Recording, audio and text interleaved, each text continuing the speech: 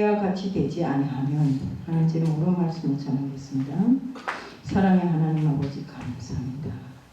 우리가 진실로 어린아이와 같이 순전하고 정말 순직한 이런 마음을 가지고 모든 것을 복잡하게 생각하지 않고 간단하게 생각하는 사람들이 되어서 우리 마음에 있는 모든 나쁜 것들을 다 버리고 주님이 원하시는 대로 살 수 있게끔 하게 해주시옵소서. 예수님께서는 어린아이를 우리가 본받으라고 했습니다. 실제 우리가 진짜 어린아이들에게 본받아야 할 것이 있다면 순진함과 정말 정직함 그 모든 것입니다.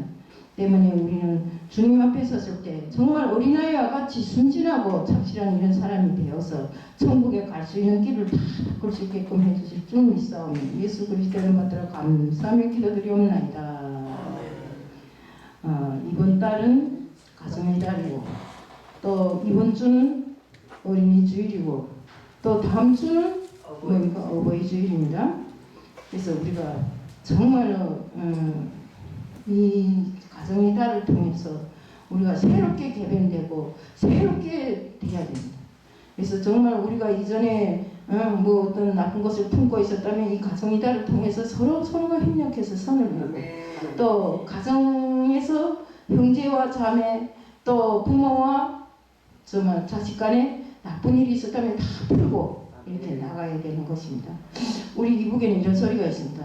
이북에서 말하는 게 어린이는 나라의 꽃봉오리고 나라의 왕이며 나 그 나라의 기둥이라고 이렇게 말합니다.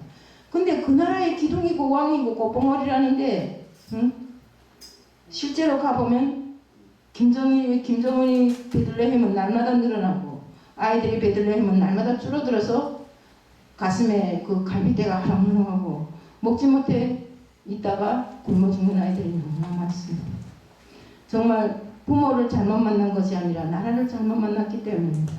그 나라에는 예수가 없기 때문에 돌봐주지를 않잖아요. 하지만 우리나라는 어떻습니까? 예수가 있기 때문에 하나부터 열까지 다 도와주고 누구든지 마음만 제대로 먹으면 등 따숩고 배부르고 그런데 그걸 못하고 있는 사람들은 그런 것까지 신경을 안 쓰기 때문에 못하고 있다고 생각합니다. 서울역이랑 가보면 노숙자들이 어떻습니까? 근데 나는 이상한 거는 노숙자란데 우리 말하면 북한에서 말하면 꽃제비인데 꽃제비도 술도 좋은 걸 골라가며 먹고 돼지고기도 좋은 거 골라가며 먹더라고요.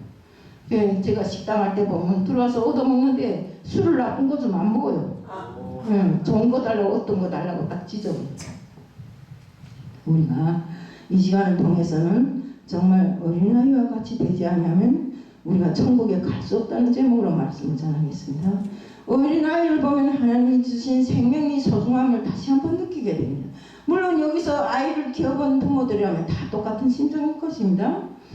우리 예수님 시대에는 생명은 소중한 것이란 이해는 있었지만 그 생명은 결코 우리 어린아이나 여성들은 소중한 존재가 아니었어요. 우리 그 출애굽할 때도 보면 남자 장정들만 했지요. 그 다음에 또 우리 다른 그 성경책에서도 나온 인원조사할 때 봐도 장정들만 했어요. 오병이어의 기적도 장정들만 해요. 그러니까 그때 시대에는 사람은 소중하다고 하면서도 어린아이나 여자들은 실제적으로 사람 축에 모속하는 겁니다. 사람들이 관심조차도 없었어요. 당시 그 사람을 셀 때는 여자 어린이는 절대로 그 셈에 포함시키지 않았다는 것을 우리가 성경을 통해 알 수 있습니다. 항상 어린아이들의 삶은 우리 삶의 중심이 아니고 변두리에 있었어요. 때문에 우리 삶의 중심에 있는데 이런 시대에 예수님은 어린아이가 어떤 존재라는 것을 새롭게 느끼게 가르쳐 주셨습니다. 제자들의 관심은 어린아이들에게 있지 않고 그들은 얼마나 크고 더 많은가에 대해서 또 내가 얼마나 높은가 내가 얼마나 여기에서 집중력을 가지고 있는 사람인가 이런 데만 신경을 쓰고 있었던 것입니다. 그 예수님께서 그때 제자들이 예수님께나 이르되 천국에 누가 크니까 천국에 가면 누가 큰가 이렇게 물어봐요. 그러니까 예수님께서 마태복음 18장 1절에서 그때 제자들이 2절 예수께서 한 어린이를 불러서 그들 가운데 세우시고 큰 자가 되고 싶으냐 예수님은 가장 작은 어린이를 불렀습니다. 또 힘있는 자가 되고 싶으냐 하면서 예수님께서는 가장 힘없는 자를 불렀습니다. 어린이를 불러세우셨습니다. 이 사람들 가운데 중심에 서고 싶으냐 하면서 가장 변두리에서 천대 속에 있는 아이를 불러서 가운데 세우셨습니다. 그러면서 오늘 말씀에 보면 예수님은 이런 대조적인 행동으로 시작해서 어린아이에게서 배우라고 말씀합니다. 제자들은 어린아이가 별 볼 일 없다고 생각했기 때문에 예수님께 그들이 좀 다가가려고 생각만 하면 닦아서 밀쳐내면서 나무라물 했습니다. 어린아이를 항해해 너희는 이 세상에 아직 주인공이 아니다. 그러니까 주인공들이 가운데 서야지 너희가 왜 가운데 서냐 이러면서 애들을 막 밀치고 닥치고 이러면서 그 무리에 속하지 못하게 만들었습니다. 그런데 그때 예수님께서 어쨌습니까? 정말 사람들이 사고방식을 180도로 전환시키는 말씀을 하신 것입니다. 어린이 그 존재 자체가 소중하다는 의미를 넘어서 미숙하고 우둔하고 무력한 자의 표상으로 이해되었던 어린아이들께서 어른이 배워야 한다고 하니까 놀랍다까지 일이 아닙니까? 참으로 역설이 아닐 수는 없었지만 예수님께서는 이 작은 자 어린이 가운데 세워놓으시며 더욱 놀라운 말씀을 했습니다. 뭡니까? 마태복음 18장 3절에 이르시되 진실로 너희에게 이르노니 너희가 돌이켜 어린아이들과 같이 되지 않으면 결단코 천국에 들어가지 못하리라. 마음을 바꾸고 생각을 뒤집으라는 말씀입니다. 그리고 어린아이와 같이 되지 않으면 천국에 들어가는 길이 막혀버릴 수 있기 때문에 너희는 어린아이와 같이 되어야 한다 하는 말씀입니다. 이 말씀이 제자들에게 큰 충격으로 다가왔어요. 우리는 늘 말씀을 통해 듣는 소리이기 때문에 그래서 그렇거니 하고 들을 수 있지만 제자들은 그때 당시에 그런 말을 들어본 역사가 없잖아요. 때문에 그 말 자체는 그들에게 있어서 충격 그 자체였어요.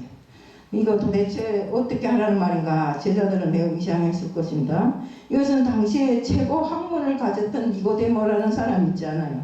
그 사람이 좀 예수님을 믿고 천국에 갈까 해서 왔는데 주님께서 뭐이랍니까? 응?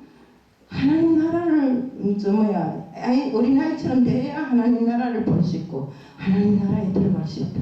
그러니까 너는 새롭게 태어나야 된다. 이렇게 하니까 그 사람이 이해하지를 못하고 예수님께 다시 질문합니다.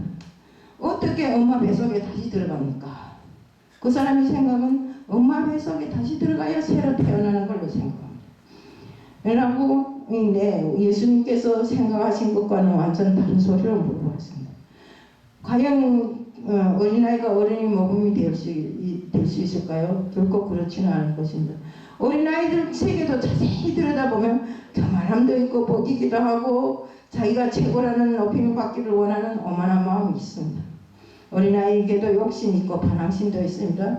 또 어떻게 하나 부모를 이겨보려고 떼지를 못칩니까? 부모가 들어줄 때까지 하면서 떼지를 하죠. 자기가 원하는 것을 부모에게서 얻어내려고 애를 쓰는 것입니다. 근데 이런 부정적인 속성에도 불구하고 왜 예수님께서는 제자들에게 어린아이처럼 돼야 천국에 들어간다고 말씀했을까요? 예수님의 아이들에게 부정적인 속성을 몰라서 그렇게 말씀하신 것이 절대로 아닙니다. 그중에 어른들과 아이들의 결정적인 차이를 보면 우선 아이들에게는 삶에 대한 경이로움이 있었어요. 아이들은 삶을 경이롭게 보면서 정말 호기심과 관심을 갖고 질문하고 새로운 것들이 자기 인생 속으로 다가오는 것을 경험합니다. 우리 어린아이들 보세요. 밖에 나가면 이거 뭐야 하고 그러죠.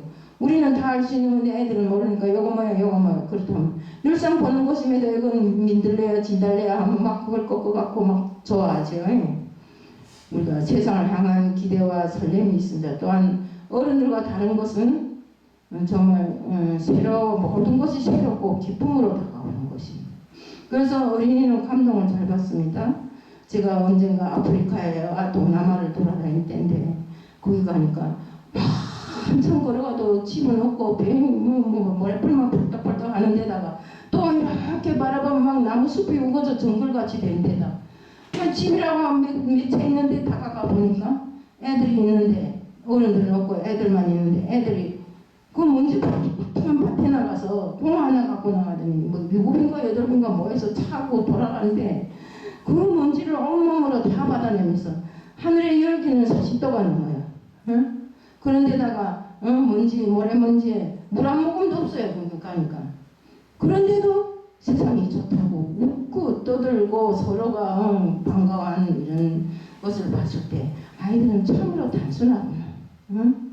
그리고 아이들이 단순한 거는 아이들이 단순하기 때문에 세상에 대해서 감사를 잘합니다. 또 어린아이는 단순하기 때문에 있는 그대로 모든 것을 소중하게 받아들이는 것입니다. 마태복음 18장 4절에 그러므로 누구든지 이 어린아이와 같이 자기를 낮추는 사람이 천국의 큰 자니라. 예수님께서는 어린아이와 같이 자기를 낮춰야 천국의 큰 자가 될 수 있다고 말씀하십니다. 어린아이는 엄마나 아빠가 옆에 있으면 다합니다. 뭐 임금이 옆에 없다 해서 울고 무슨 옆에서 폭탄이 터진다 해서 울고불고 하는 것이 아닙니다. 그래서 그 어린아이에게는 엄마나 아빠가 있으면 큰 기둥이고 큰 의지며 그래서 그것으로 만족하는 것입니다. 아빠가 못 산다고 말하고 엄마가 못 산다고 말하지를 않아요. 이렇게 정말 어린아이들은 아빠 엄마가 옆에 있으면 만족하는 것처럼 우리 역시도 예수님이 옆에 있으면 만족한 삶을 살아야 되는 것입니다. 있어도 없어도 감사하고 있어도 없어도 즐겁고 정말 우리는 모든 것이 예수님으로 인해서 행복하고 예수님으로 인해서 즐거운 삶을 살아야 된다는 겁니다. 그러니까 정말 우리 어린이와 같이 이렇게 신앙을 맑은 신앙을 가지고 정말 깨끗하게 이렇게 살지 않으면 우리가 안 됩니다. 때문에 우리는 그래서 오직 어디에 가서도 아까 우리 김덕수 목사님 같잖아요. 뭘 해도 나는 예수님, 나머지가 예수님, 누가 물어봐도 예수님. 우리가 이런 사람이 되어야 된다는 겁니다. 우리 삶에 예수가 없으면 그건 아무것도 아니에요. 다 털어먹은 거예요. 때문에 우리 삶에는 항상 예수가 있어야 된다. 우리 예수님을 사랑합니다라는 고백이 우리 심중 가장 깊은 곳에서 날마다 흘러나와야 됩니다. 예배는 그렇기 때문에 그 흘러나오는 심중을 고백하며 우리가 드리는 것이 바로 찬양하며 드리는 것이 예배인 것입니다. 예배는 아주 중요합니다. 우리가 하나님을 교통하는 자리에 말씀에 감탄하고 찬양에 감탄하면서 정말 믿음 생활을 더 잘하겠는가 정말 하는 식으로 어린이가 배가 고프면 젖을 찾듯이 우리도 배가 고프면 예수님의 말씀을 찾아서 먹는 이런 사람들이 돼야 되는 것입니다. 한마디로 신령한 그 말씀의 신령한 저지대에 우리를 충만하게 할 때 정말 찬양이 더 커지고 예수님께서 받으시는 경이로움이 더 커진다. 어린아이 마음으로 세상을 항상 바라봐야 됩니다. 어른이 이미 인생길에 많은 것을 경험했지만 영혼과 마음만큼은 어린아이와 같이 단순함에 이런 안경을 끼고 세상을 바라봐야 됩니다. 이렇게 되면 하나님의 축복과 은혜가 곳곳에서 발견될 수 있게 됩니다. 마태복음 18장 5절에 또 누구든지 내 이름으로 어린아이 하나를 영접하며 나를 영접하매니 어린아이는 부모 없이 아무것도 할 수 없습니다. 그런데 예수님께서는 이런 어린아이를 영접하는 것이 곧 자신을 영접하는 것이나 같다고 했습니다. 약한 자에 대한 배려와 작은 자에 대한 사랑을 하고 계시는 것입니다. 어린아이가 되면 어린아이와 같은 연약한 사람을 보게 되고 예수님 마음을 품게 될 줄 아는 것입니다. 우리는 여러분 어린이만 어린이라고 생각하지 말고 축복받으려면 어린아이를 기억하고 그와 같은 약한 자, 연약한 자를 도울 줄 아는 저희들이 되어야 됩니다. 하나님을 아버지라 부르는 것은 4살 된 어린아이 마음으로 하나님을 바라보는 것이라고 바로 믿음이고 바라보시는 것이라고 할 수 있지만 이것이 바로 믿음이고 축복인 것입니다. 우리가 5살이나 6살짜리 아이가 되지 않고 내는 내 능력에 따라서 내가 알고 있는 것만큼 하나님이 이렇게 하시어 나는 이렇게 하고 가겠습니다. 이러면 되겠습니까? 절대로 안 됩니다. 그렇기 때문에 우리는 하나님을 바라보는 그 마음이 4살이나 5살 아이처럼 거기에 변심이 없어야 된다는 것입니다. 거기에 살을 붙이지 말고 군더더기를 붙이지 말고. 그래서 항상 우리의 믿음은 맑은 영을 가지고 정말 변심 없는 믿음으로 자라나야 된다 이겁니다. 그리고 이거 우리가 하나님 아버지를 바라볼 때마다 얼마나 감탄하면서 삶을 즐거워하고 정말 우리가 삶을 삶에 있어서 조금 부족한 게 있다 할지라도 하나님 그 이름만 부르면 다 되게끔 돼야 합니다. 아까 우리 그 김덕순 목사님이 설교에서 다 이야기를 했지 않습니까?